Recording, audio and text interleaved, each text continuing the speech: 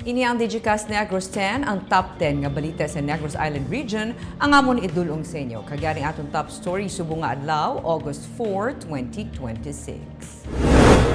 Congressman Javi Benitez nag-file sang hagna nga ipaisol ang barangay kag SK elections. Masobra sa 77 ka hektarya sang katubuhan ang ginaspreya na sa Provincial Biosecurity Task Force gamit ang fungi. 45 anyos no OFW nga nalagyo matapos ginmaltrato sang amo sa Riyadh, unsafe na sa subong. Rider patay matapos mabunggo ang iya motor sa nagaparke nga truck. Kag sa good vibes, softball team sang Sagay kampiyon sa liga sa Estados Unidos. Inatanan sa Digicast Negros X.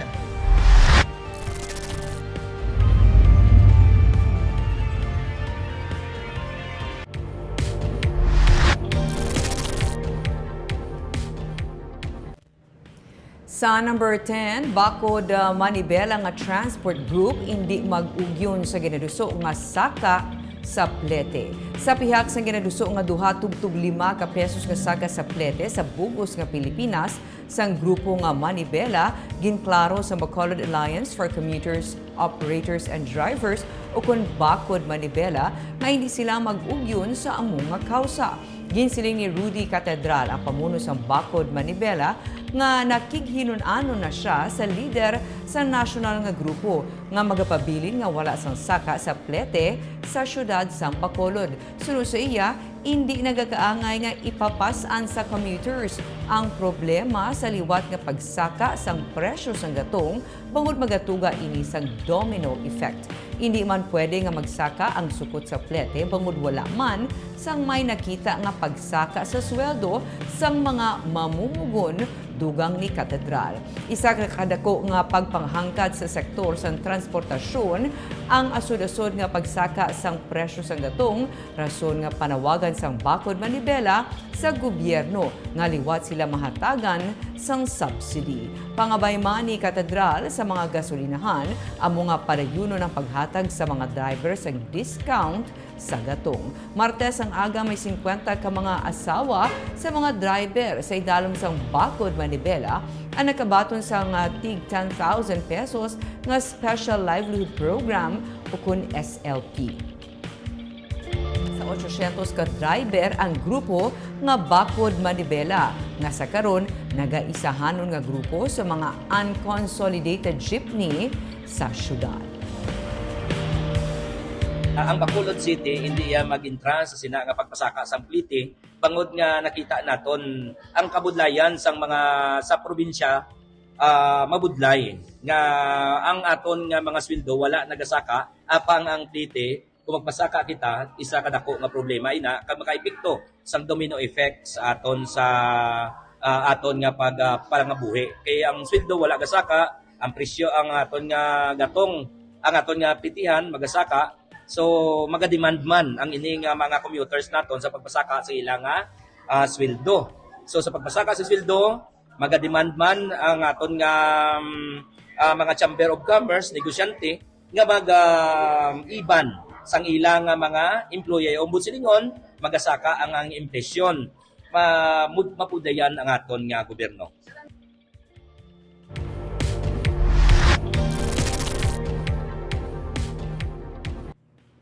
Sa number 9, suportado sa Negros Power and Electric Corporation ang inisyatibo nga ginaduso ni Presidente Ferdinand Marcos Jr. may angot sa pagpapanaog sang presyo sang kuryente sa pungsod.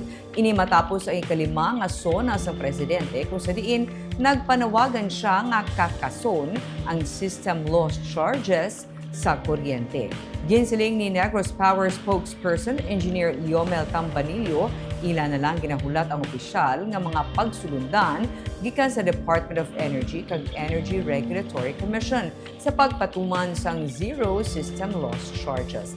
Ang pagkakasang system loss sa kuryente ang mangindako nga epekto sa pagdubo sang sukot sa mga ginabayaran sang mga konsumidor. Ginklaro man sa Negros Power nga hindi pa dali-dali nga mag-epekto ang panawagan sa presidente kag magapadayon ini sa gihapon sa pagsunod sa mga existing regulatory sa nga DOE kag ERC. Nagpasiguro man siya magasunod sila sa mga bag-o nga pagsulundan nga ipagwa sa DOE kag PRC.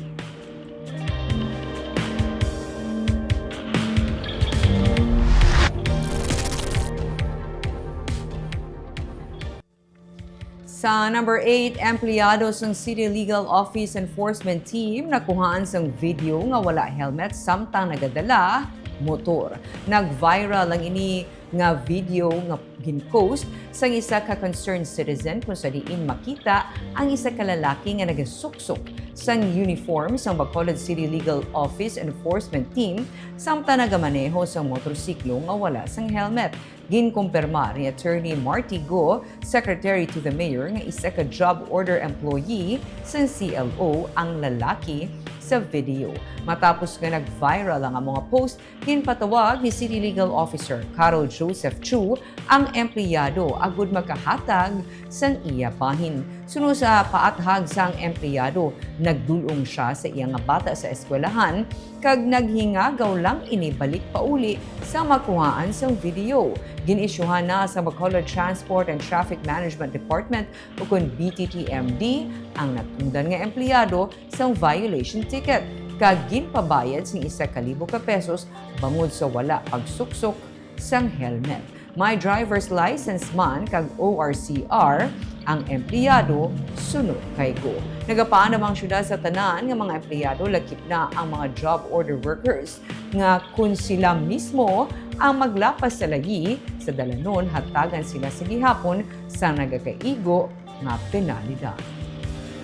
Hindi na justifiable ang rason na nagsugat ka lang sa bata mo, that the fact is nag-drive ka sa motor mo nga wala helmet. Oo. So kinanlan iya ginaiya nga nga bayran or kinanlan yan ang atubangon ng iyang offense kag violation.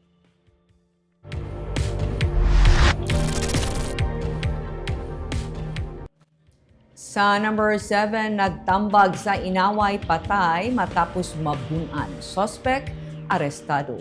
Sa hot pursuit operation Lunes nga adlaw, nadakpan sa Moises Padilla PNP ang suspect nga nagbuno sa isa ka lalaki. Rason sang iya kamatayon sa sitio Buringot, Barangay Ojong sa Banwa sa Moises Padilla sadtong Domingo. Ginkilala na dakpan kay alias Dan, nagaobra sa kampo kag residente sa Barangay Kamandag sa Banwa sang La Castellana. Samtang ang biktima amo si alias Randy, 28 anyos, taga Barangay Ojong. Nakaangkon siya sa buno sa natuo nga ilok kag dughan. Nagwa sa investigasyon nga nag-abot ang hubog nga suspect upod ang tatlo niya ka mga abyan kag nagpanghangkat sang inaway. May isa ka residente nga nagwa kag nagpakalma sa suspect apang sa baylo siya ang ginsumbag. Pagkakita sang biktima nga nagatindog sa waiting shed, nagtambag ini kag ginbuno sang suspect. Ginsiling ni Police Major Ryan Villasario, ang hepe sa Moises Padilla PNP, kahulugbon ang motibo sa insidente. Sa waiting shed ng ato na biktima, while ga tindog ni sa, tapos ang si niya aton suspect, together sa tatlo tiyang upod, no? Gano'n siya hubog na niya, hubog na niya ang tatlo ni. Dito, nagasingitan niya ang aton suspect nga inaway, no? So may arap pag isa aksidente nito na naga-try to pacify, no? Pagpacify ginsumbag niya ang isa to ka amo to dayon ang aton biktima pulso man try man to pacify sang pagsumbagan ito pag ginaway nila sang nag-intervene to tani. Amo to dayon ginbuno niya ni si ang aton na biktima nga si Randino.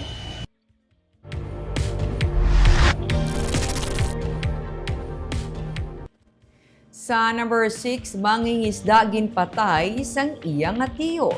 Kaso nga murder ang gipasaka sa tiyo nga nagpatay si hinaplos paagi sa pagbuno sa sitio Kalangkang, Barangay 4 sa Sipalay City, mga launa sang hapon sang Lunes, Agosto 3. Nagwa sa investigasyon nga nagapungko sa pump boat kag nagapanyaga ang biktima nga si alias Mary Jo, 44 anyos, upod ang tatlo ka mga persona sang gulpi lang ini ginbuno sa tiyan sang suspect nga si alias Roger, 52 anyos.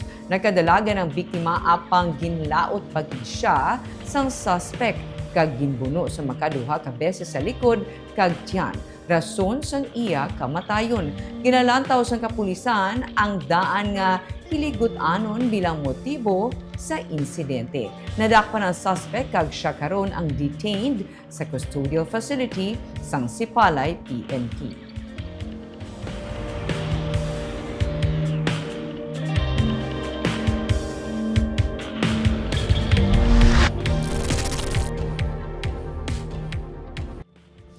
Sa number 5, rider patay matapos mabunggo ang iyang motor sa nagapark na truck.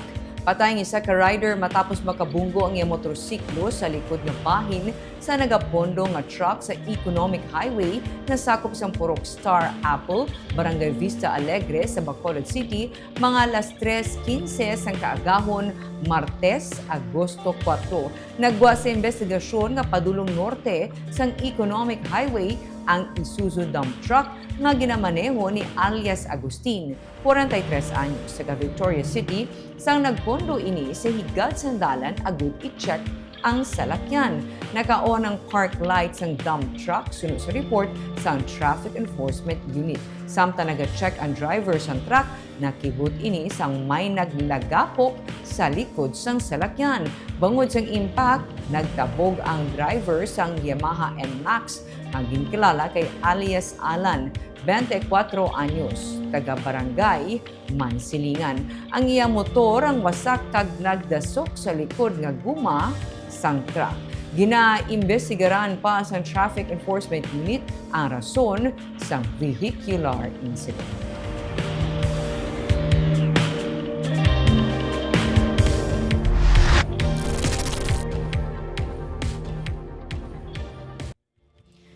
Sa number 4, overseas Filipino worker nga nagatrabaho sa Saudi Arabia nga ginaalegar ginamaltrato sa iyang employer ang tigayon nga naka-eskapo kag karon yara na sa embahada sang Pilipinas. Ang 45 anyos nga babae ang taga Cebu kag nakapamana sa taga Barangay 8 sa Isabela. May tatlo sila ka menor de edad nga kabataan. January 2025 tubtob December 2025 ang iya una nga kontrata sa Riyadh kag isa ka tuig gin-extend ang iya nga contract o kun magatapos sa December 31, 2026. August 2 siya tigayon nga nakapalagyo gikan sa iya nga employer kag karon yara na sa Philippine Embassy sa Riyadh. Sa post ni Isabela Mayor Miguel Angelo Yulo sang Lunes, personal niya nga nakaistorya ang bana sang OFW. Padayon ang coordination sang LGU sa iya nga pamilya kag sa nagkalain-lain nga ahensya para tigayon na makapauli sa Pilipinas ang OFW. Wala pa man sang abiso ang probinsya kung saan ang makabalik kag mahimo sunod kay Governor Eugenio Jose Lacson nga makahatag sang financial nga bulig ang probinsya. There's already action by the national government to bring her back here in Negros Occidental, and when she is back here, then we will address the situation and most likely give financial assistance to the victim.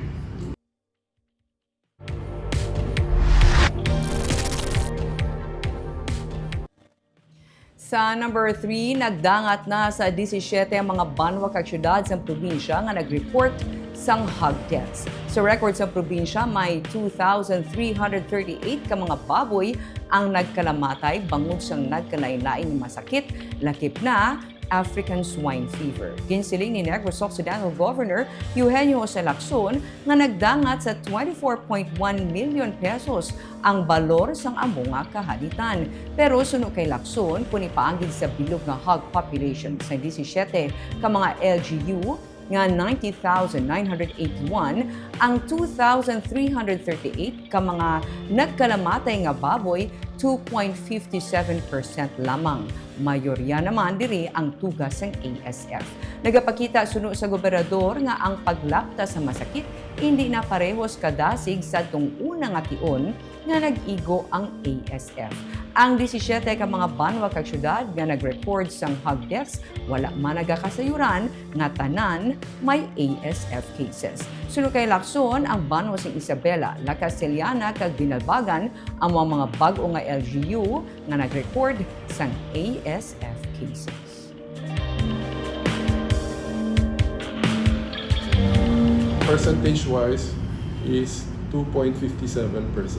Again, it shows that it's not spreading as fast as the first time we got hit. We are controlling it, or we're managing it much better because of the lessons that we learned before. No? Now, the total amount, the cost of the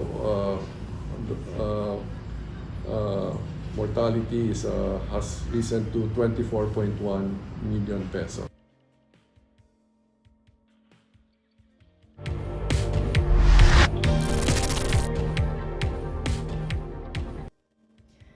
Sa number 2, may 77.3 ka hektarya sa karon sa katubuhan na low and moderately affected sang RSSI o kung nangyara sa level 1 and 2 infestation ang tigayon nga na-spray gamit ang fungi o kung biocontrol method.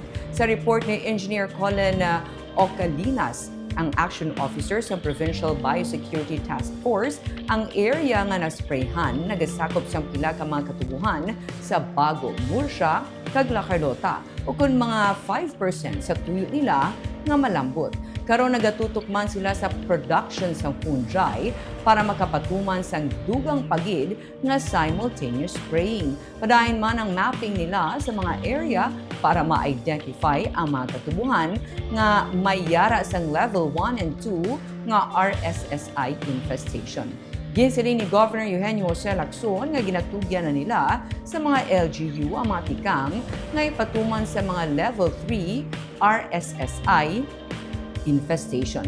Base sa nagligad nga crop year pa, napatod naman gid nga daan suno kay Ocalinas nga effective ang paggamit sang fungi batok sa RSSI bangod tigayo naman gid sini nga ma-contain o kung mapunggan ang paglapta pagid sang RSSI. Kung ginasiling nga ginapunggan sang ulan ang paglapta pagid sang RSSI bangod sa init, mas madasig ang paglapta sang amo nga peste karon nga nagasugod na ang biocontrol spraying, gina-timing nga ini hindi naman magdungan sa pag-ulan. Suno kay Governor Lacson, dapat nga may lead time o kung may tion nga maghahatag sang likwa para maging effective ang spraying kay epekto sang ulan amo nga gina-wash off ang na-spray na fungi.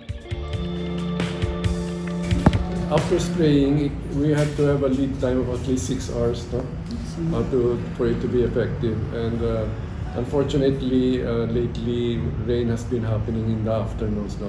So we have moved the spraying to morning. If the weather favors our spraying team, we can cover a lot in that area. I-post man naman kung pila ang hectares and coverage naman. And Manapla will be also covered this week. And then how many spraying? For Biocon, the maximum is only 2 interventions lang for level 2 and 1 spraying for level 1.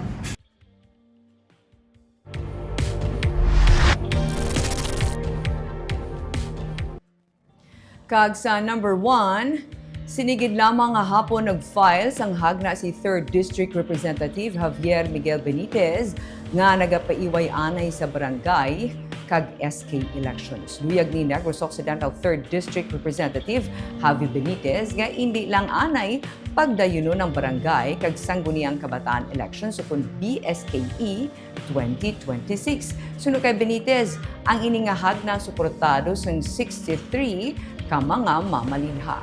Sa idalom sang House Bill 10591, imbes nga sa Nobyembre 2, sini nga tuig, patigayunon ang BSKE sa Nobyembre 2028 na. Italakayon anay sa kamarang hagna kag desisyonan antes ipasa sa Senado. Isa sa mga rason ni Benitez sa pagpaisol sa nga pinili ay amo ang krisis sa langis kag ang pagpaidalom sa pungsod Pilipinas sa National State of Energy Emergency.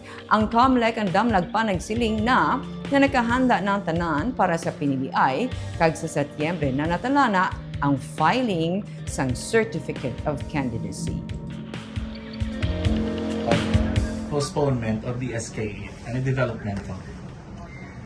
So nag-file kita with 63 ka mga lawmakers sa postponement for November 2028 na barangay elections.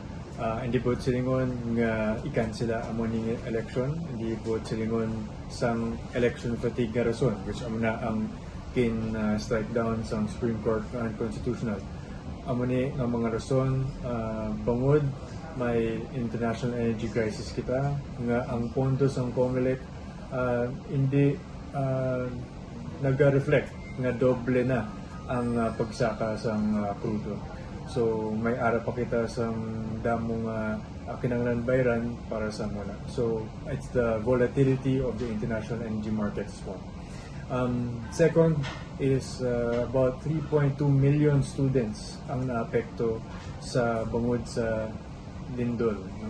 So sa Cebu area, sa Davao Oriental, kag sa Soxargen.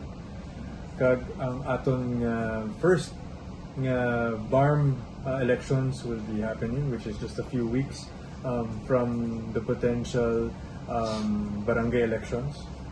For those three reasons, we have filed for the postponement to November 2028.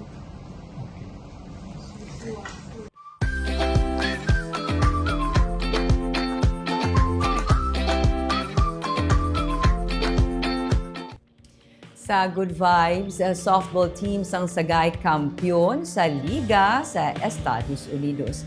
Nangin kampiyon sa Pony International West Zone Softball World Series sa California ang 12-under team Sagay City matapos ginpierde ang Redlands, California sa score nga 9-1 sa championship game sa 2026 Pony International West Zone Softball World Series sa California, USA. Wala kaagi pierde ang Sagay City sa bugos nga series halin sa elimination round, semifinal, kag sa finals.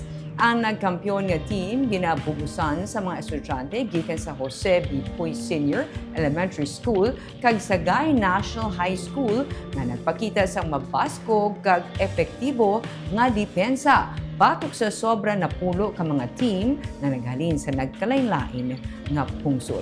Ang 12 and under world title ang ikaduhang kadalagan nga nadala pa uli sang team Sagay City sa Pony Softball World Series kasunod sa pagkampiyon man sang ila 14 under team sa Mount Allen, Texas. Samtang ginpakigbahi ni Bacolod City Mayor Greg Gasataya ang kadalagan sang softball girls team sa Bacolod City National High School sa score nga 7-1 batok sa Southwest Region sang Texas sa Junior League Softball World Series sa Kirkland, Washington. Subong adlaw ang ilahampang batok sa Canada sa Everest Park Diamond Beach. Nagapasalamat ang alkalde sa team sa paghatag sa bugal hindi lang sa Bacolod kundi sa bilog nga pungsod.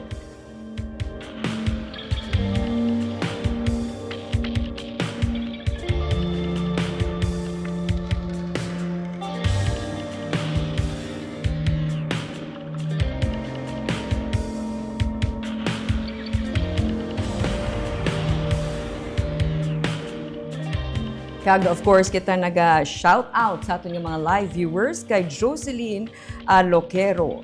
Maayong gabi, Digicast team watching live from Hong Kong. Gloria Bantigue, good afternoon, Digicast NIR. Kag Ma'am Barbara Mijares watching from Pulupandan. Jelseri Garucha Hevero, maayong hapon, Digicast, Ma'am Barbara, kag sa tanan nga staff sang Digicast Negros. God bless everyone.